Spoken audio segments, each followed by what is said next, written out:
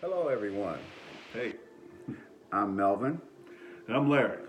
and we are conducting our YouTube channel.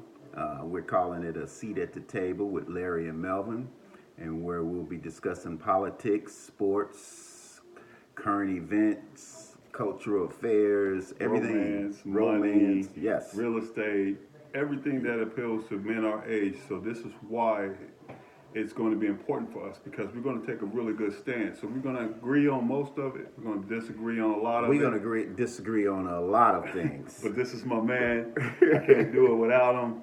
I love this dude. We're going to move forward, and this is what it is. So Yeah. please, when you see this and you want to go ahead and jump on board, Subscribe, comment. subscribe. So please jump on board and come on and join us through our journey. This is the inaugural voyage.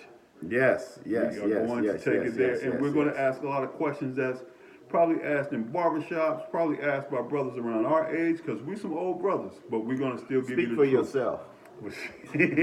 Well, okay, I'm an old brother. This young Peter Pan ass Yeah. motherfucker right here is going to still be him, regardless. Yes, yes, yes, But yes, yes. we're going to do it all, and we're going to talk about it all. All And right, well, let's jump into some politics because I'm anxious to talk about our current president, Mr. Donald Trump. And right now, he's going through the impeachment process, and currently they're about to go into the Senate. And I understand that Lindsey Graham is all for the president. No matter what he does, he can do no wrong. So why do you think that is? I mean, well, Lindsey Graham is a senator from Alabama, or is it I think it's South Carolina. South Carolina. And in his eyes, President Trump can do no wrong. But this is the thing, you got to remember that three important things. Lindsey Graham has sold his soul to this whole um, presidency because this was the same guy that was when questioned on CNN about 20 years ago when Bill Clinton. I hate to bring up another cool brother, Bill Clinton. When he was talking about how he felt and he was talking about his decision making process, Lindsey Graham said, I would hope that the Republicans would handle this with the same type of disconnect and know that what they were doing, they're doing because it's the right thing to do, and yada yada yada. And then and then we zoomed to now, and he said, I'm not gonna be an impartial to Jordan. Yeah. I've already came in with a preconceived notion. Let me tell you this. This is what I think about the whole impeachment process. I think Nancy Pelosi did the right thing. I mean, she really wasn't given an option after the situation with the Ukraine phone call. I mean, she took an oath of office and she has to follow that. And he broke the law on several accounts. So I don't think it's good for the country. Um, I'm a middle of the road Democrat, and I didn't want to see it happen at all. I thought it was bad for the country. I thought it would make us the laughing stock of the world. And but she felt that it was just something that she had to do, and I totally agree with her. See, my opinion is completely different. Okay. I believe that not only do I agree with her, not only do I agree with the way she went about it, Nancy Pelosi is old school Washington, D.C., when there was class, Right. when there was a certain amount of demeanor to be held in that. The thing that bothers me is that, you know, Michelle Obama said it best when they go low, we go high. Yeah. I'm gonna have to phrase my man Charlamagne and God when they go low, let's take it to the floor. And I'm saying, and they need to go ahead. You can't have an I angel mean, fight. she's doing that. But She impeached him. I mean, right, and she did impeach him. But this is the thing: we know, and in impeachment, and this is the great part about that, is in an impeachment, it's going to make him make another mistake that's going to be more noticeable. My problem is that you have the Republican Party who is lockstep together, Yeah. saying that, oh no, we all together on this. We're not Yeah. doing it. I mean, he's impeached, but they don't have the votes in the They Senate don't to have- remove him from office. And that's where the punitive phase comes in, is in the Senate. Is that's where they can go ahead and say, okay, well, we need to remove him. We need Right, to but censor that's him. not gonna we need to do happen. it. It's not going to It's happen. not gonna happen. Well, It's not gonna then happen. again, you also got to remember, Mitt Romney, and about 4 or 5 other Republicans. They need 20. No, they don't need 20. They don't need 20. No, they do not. I thought it was 20. Oh, no, sir, they do not. They only need about 6 or 7. I stand corrected. That's why Lindsey Graham and all the rest are working so hard to make sure that everybody's going to vote the same way. Because if you do have that 5 or 6, 7 dissension, because you remember, they won the Senate by Ted Cruz. But let me ask you this. Don't you think this whole thing is a mess, though? It's just, and I say that for this reason. Barack Obama went 8 years without one single member of his cabinet being indicted. Not one. Zero. Right. So far, in 3.5 years, Trump has had at least 16 members of his cabinet indicted. 16. Not 3.5 years. Not to mention. Am I correct? Yes, you are. My figures may be a little off, but like I said, so this whole situation is just terrible.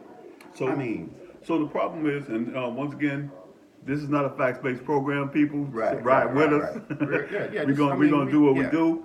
Yeah. Now, the thing is, and the problem with that is that when Trump came into, he started his whole thing back against Obama. And that's with the birther. With the birther. Yeah, with the birth certificate. Yeah. And he started that on a racial tone. Yeah. So he was building up to running for president. He was showing everybody where he was from day one when he was talking about how Barack Obama isn't from America and it's illegal. But my problem with that is even more worse than that is with every step and everything that he says and does, everybody just jumps in line. That's true. They smile and they say, okay. They smile and you got it, Mr. President. He wasn't from here. You got it. When you got to remember, Trump has had racist epithets all through his life, through his career. He had racist epithets when he had the exonerated 5. Yeah, when he put out that 4-page New York Post saying that they should be executed. They're a pack of savages. This is the thing. Then he attacks black women as a whole. When you have your April Ryans and all these other black women who are trying to support him. So that's why he did away with the presidential conference. So he takes it to where on the lawn, and that's where he can go ahead and ignore the daily news conference. Exactly. They stopped that. They stopped it. Well, they stopped that because Trump, too many people was asking too many realistic questions. Yeah. And that's so let me ask you this. The Supreme Court ruled that they're going to hear the case involving Mr. Trump's taxes. Mm-hmm. Let me just ask you bluntly. Let's get through the chase. Do you think he's actually worth the $10 billion that he say he is? Because Forbes says he's worth about $3.1 billion. He says 10. Well, now, and he hasn't shown his taxes for 20 years. So you got to remember it's some problems with that. Well, you got to remember 2 important things. First and foremost, Trump has never told the truth more than for sure. My mother used to always say, you know how you can tell when a liar is lying? He opens his mouth. Oh my goodness. Oh. So when you and it's really funny that I have to say this because Warren Buffett said one time, he said, you could take a lifetime of building your name and you could lose that name in 5 minutes. That's true. The problem is with Trump, he wants to be the Putin-esque, the Prime Minister of Turkey, all these other people who are known to be dictators, the Kim Jong-uns of the world. He wants because they have complete autonomy on how much money they make. You know, Putin's worth 20, 30 billion because Putin took 20 and 30 billion. Who's going to argue with him? Who's going to sit back and tell him, you can't take this? Just like he moved into Ukraine. You know, he's like, okay, well, I'm just going to take this, and y'all got to deal with it. Yeah, this guy. Let's change the subject for 1 minute. I wrote something here that I wanted to talk about that's going to be real touchy. And let's go down the touchy lane. It's going to be real touchy, and it's probably going to hit a lot of impulses out here. But I think it's necessary because it's just been too much talk about this. And the question is, I'm going to present to you is, why do you think successful black men with large sums of money always have white Caucasian girlfriends or white wives? I mean, are they saying to the sisters of the world that they're not good enough, or what do you think? Why do you think that is? Well, let me start by I'm gonna have to correct that because there's a lot of young black men who are sticking with black women. Okay. They are ones with money. There's not a lot, but there's some. There's a lot more than what it was. So, but there are, but more and more. This is an issue. But the issue and what you're looking at, and this is something that goes back, a lot of people don't understand how slavery and you get Jim Crow works. Yeah, so you want the deep dive, I'm giving you the deep dive. So it's going all the way back to slavery? You have to understand that a lot of times men were predisposed, and this even prevalent to this day, that black men, as well as white men, Latino men, were predisposed to put white women on a pedestal. Okay, I can go with that. So they were brainwashed. Let's put it that way. Well, they were brainwashed. I'll say predisposed because that basically is you're looking at where people of color were, because white women were held in such high regard among white men. Okay. Black women were not. They were classically trained to be secondary. Right, I got you. They were trained to feel like, because you had black men so you who feel were that carried all the way over to today? But you see, you got to understand that there's a motion to that. Mm-hmm. It never truly died because it never truly got dealt with. Okay. The ideal of colorism stems from dark skin and light skin. Right. The idea of what makes how women were portrayed. Right. From TV, from radio, from everything. You got to remember, Ella Fitzgerald was not even allowed to accept her award for her Grammy. That's true. So because they brought her across, let me tell you the story. So with Ella Fitzgerald, not Ella Fitzgerald, Maddie Hayes. Okay. Maddie Hayes won a Grammy for Gone with the Wind. Right. And my favorite part of that movie, I'm going to say live on TV and everywhere else, I love the part when she said, "Get off my porch, poor white trash." That is my favorite part. Oh, Lord. Hey, but she had to sit over in a building across the street with other black people that was doing segregation.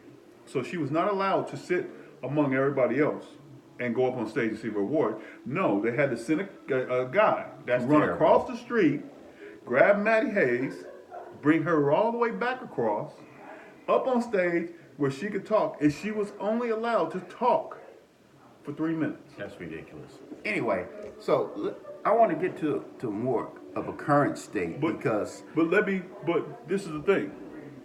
So when you look at black men, when you go back and you look at Jim Crow and how black men were viciously assaulted. Right. How black women were viciously assaulted. Right. It became a point to where in the late 60s. So how does that make them not want to be? But let me, I'm getting to it. Okay. The thing is that black men had sat back and we had made a decision. Mm-hmm. And this is not, I'm not meaning we made a decision as this is how we feel now, but this is a decision that we made. As we started to move into more popular circles, when segregation was ending, and we were able to do different things and be around whites, we wanted to be around white women.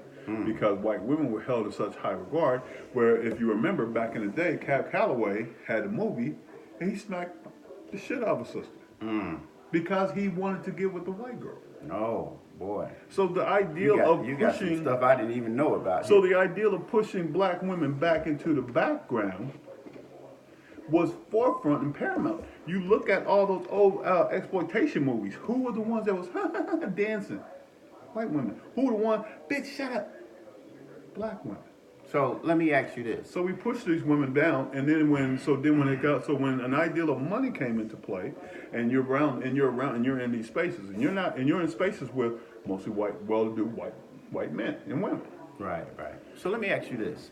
So in the barbershop on the block, this subject comes up, and I hear the same answers from the brothers that, well, the sisters, they not submissive. They talk too much. They don't do this. I'm sure you heard this. You ask the sister to make you a sandwich, and she like, make it your damn self, you know. And vice versa, you ask a Caucasian woman to do that. Sure, do you want mayonnaise on that? You know. Well, see, so I'm gonna answer that question right after this message.